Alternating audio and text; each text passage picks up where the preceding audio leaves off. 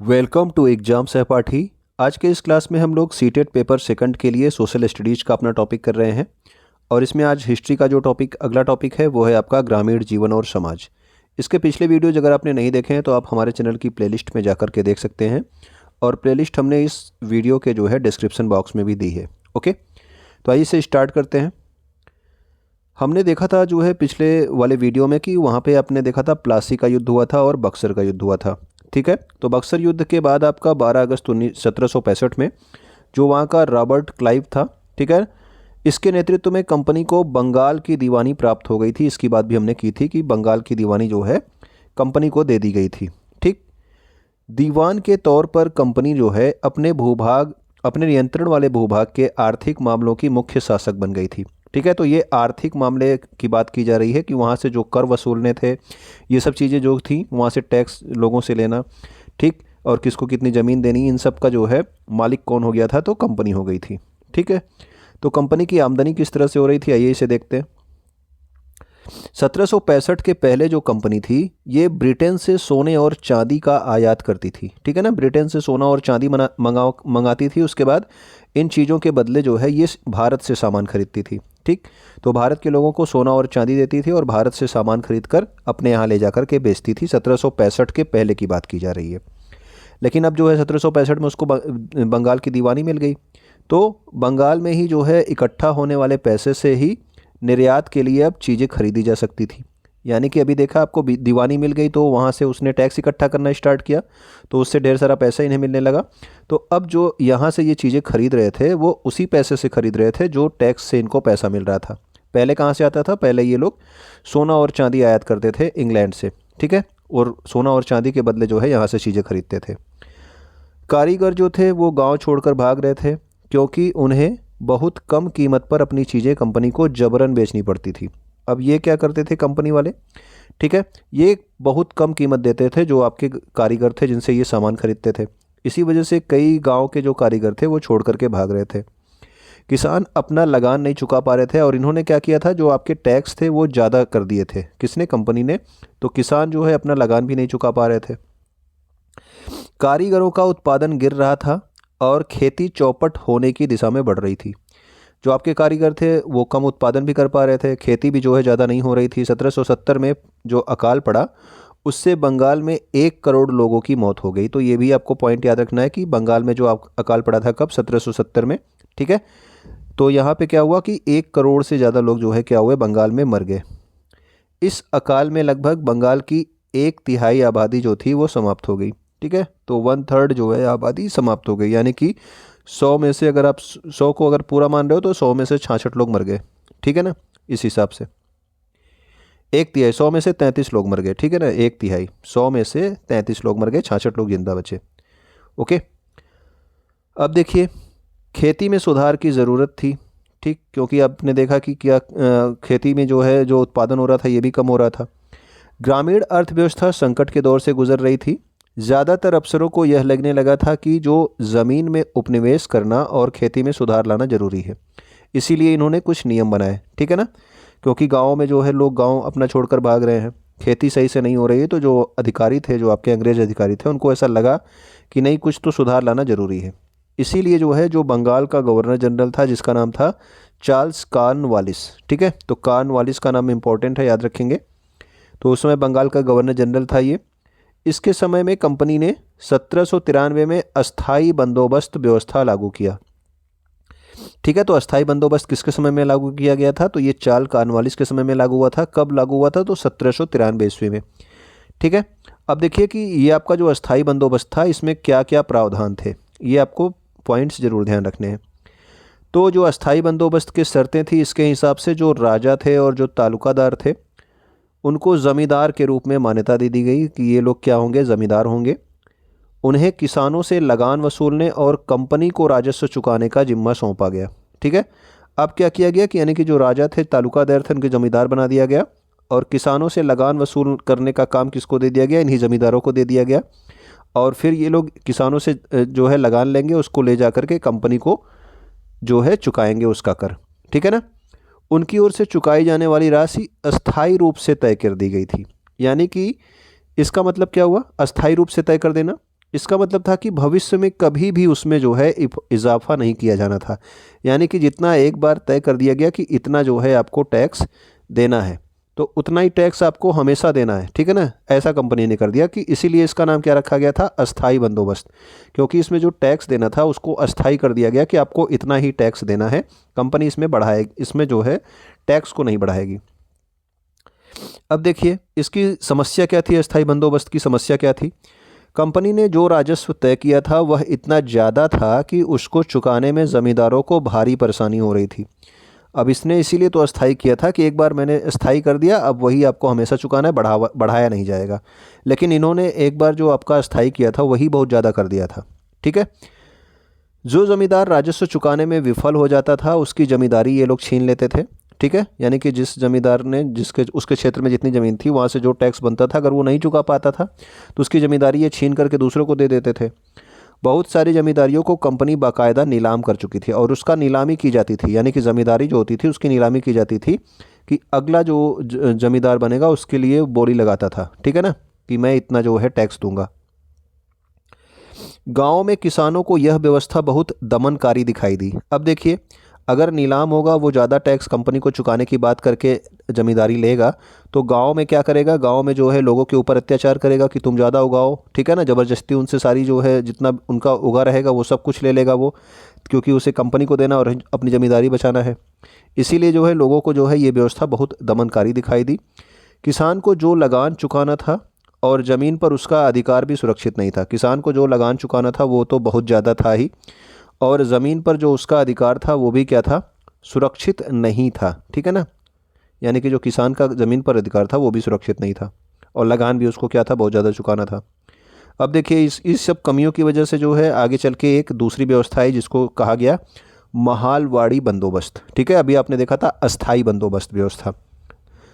अब इसमें देखिए क्या है, बंगाल प्रेसिडेंसी के उत्तर पश्चिमी प्रांतों, और ये उत्तर पश्चिमी प्रांत के जो अधिकतर इलाके हैं वर्तमान समय में ये उत्तर प्रदेश में है, ठीक है। तो बंगाल प्रेसिडेंसी में भी ये पूरा क्षेत्र आता था, तो इसके बहुत सारे क्षेत्र इस समय जो है वर्तमान समय में उत्तर प्रदेश में है।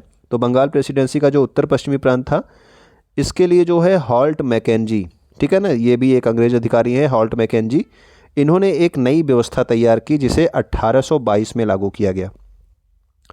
तो ध्यान रखना है कि हॉल्ट मैकेंजी ने जो है ये व्यवस्था स्टार्ट की थी। कौन सी व्यवस्था, महालवाड़ी बंदोबस्त, और इसे लागू कब किया गया था, आपका 1822 में। अब अगर मैं आपसे पूछूं कि अस्थाई बंदोबस्त व्यवस्था भी आपने पढ़ी, तो अस्थाई बंदोबस्त व्यवस्था को किस सन में लागू किया गया था, ये आप लोग कमेंट करके अभी बताएंगे, ठीक है। गांव के एक एक खेत के अनुमानित राजस्व को जोड़ करके हर गांव या ग्राम समूह से महाल से, ये देखिए ग्राम समूह के लिए कौन सा शब्द यूज किया गया है, महाल, ठीक है। ये जो आपकी महालवाड़ी व्यवस्था थी, इसमें गांव को ही जो है क्या कर दिया गया था कि आप अपने गांव से क्या करेंगे, टैक्स जो है जोड़ करके देंगे, ठीक है ना। और वहाँ पे सबका जो है खेत का जो है माप करके अनुमानित राजस्व जो है निर्धारित कर दिया गया था कि यहाँ से जो है इतना राजस्व मिल सकता है, ठीक है। तो हर गांव या फिर ग्राम समूह के लिए, यानी कि गांव के समूह के लिए महाल वर्ड यूज किया गया है, ये भी ध्यान रखना। इससे वसूल होने वाले राजस्व का ये क्या करते थे, हिसाब लगाते थे, ठीक है, कि इस गांव में, यानी कि इन कई गांवों को मिला करके इतनी ज़मीन है तो इससे इतना टैक्स मिलेगा। इस राजस्व को अस्थायी रूप से तय नहीं किया गया, ठीक है ना, बल्कि उसमें समय समय पर संशोधनों की गुंजाइश रखी गई। जैसे पिछले वाले में था अस्थायी बंदोबस्त में कि अस्थायी कर दिया गया था, लेकिन यहाँ पे अस्थायी रूप से तय नहीं किया गया कि ये अभी जो है इतना है, फिर बाद में क्या करेंगे, इसको बढ़ा भी देंगे, ठीक है ना। ज़मीन में जिस तरह से उपज होगी, जिस तरह से चीज़ें होंगी, उस तरह से इसमें संशोधन किया जाएगा। राजस्व इकट्ठा करने और उसे कंपनी को अदा करने का जिम्मेदार जमींदार के बजाय गांव के मुखिया को सौंप दिया गया, ठीक है ना। अब देखिए पिछले वाले में अस्थाई बंदोबस्त में जो जमींदार होता था वही जो है टैक्स इकट्ठा करता था और कंपनी को देता था, लेकिन अब यहाँ पे राजस्व को इकट्ठा करने के लिए और कंपनी को उसे देने के लिए जो जिम्मा था वो किसको सौंपा गया, जो उस गाँव का जो मुखिया होता था उसे सौंपा गया, ठीक है। इस व्यवस्था को महालवाड़ी बंदोबस्त नाम दिया गया, तो इसे महालवाड़ी बंदोबस्त कहा गया। आपने दोनों में अंतर देख लिया, अस्थाई बंदोबस्त क्या था और आपका महालवाड़ी बंदोबस्त क्या था। इसके अलावा जो है एक अगली और व्यवस्था आती है टैक्स की, जिसको जो है आपका मुनरो व्यवस्था या फिर रैयतवाड़ी व्यवस्था कहा जाता है, ठीक है। मुनरो व्यवस्था या फिर क्या था, रैयतवाड़ी व्यवस्था। ब्रिटिश नियंत्रण वाले जो दक्षिण भारत के इलाके थे, इसमें अस्थाई बंदोबस्त की जगह नई व्यवस्था अपनाने का प्रयास किया जाने लगा।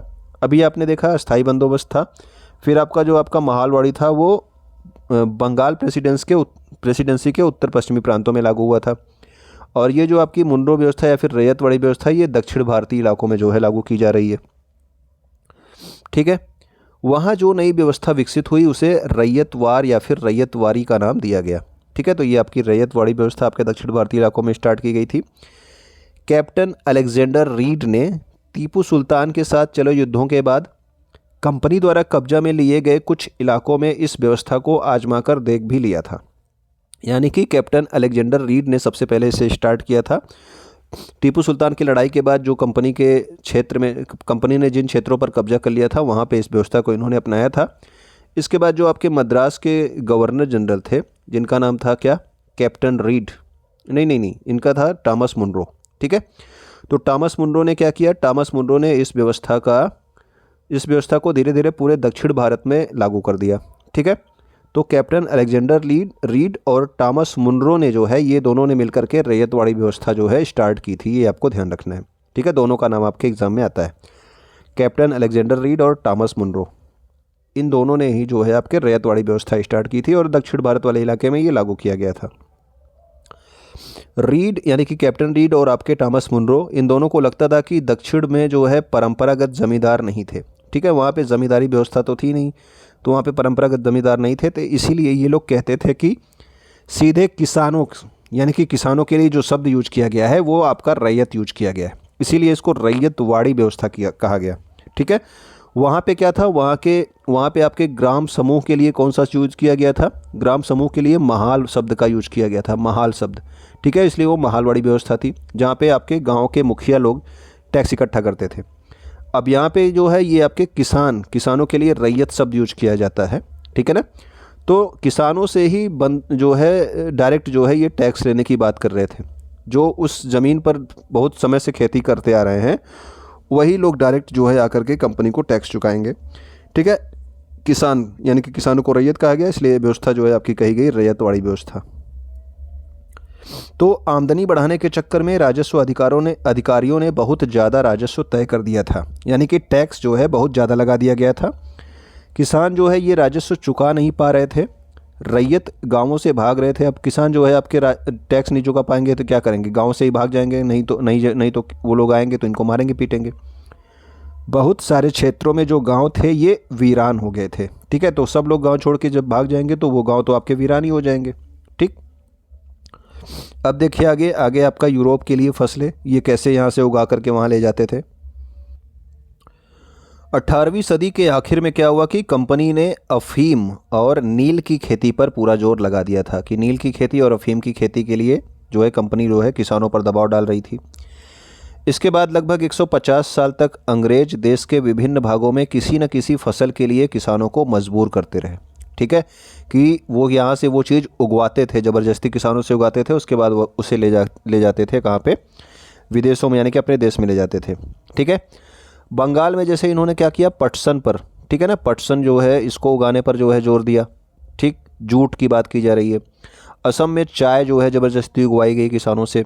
संयुक्त प्रांत जो है ये वर्तमान का जो उत्तर प्रदेश है इसको संयुक्त प्रांत पहले कहा जाता था। ठीक है ना, इसमें जो है गन्ना उत्पादन करवाया। पंजाब में जो है आपके गेहूं का उत्पादन करवाया गया।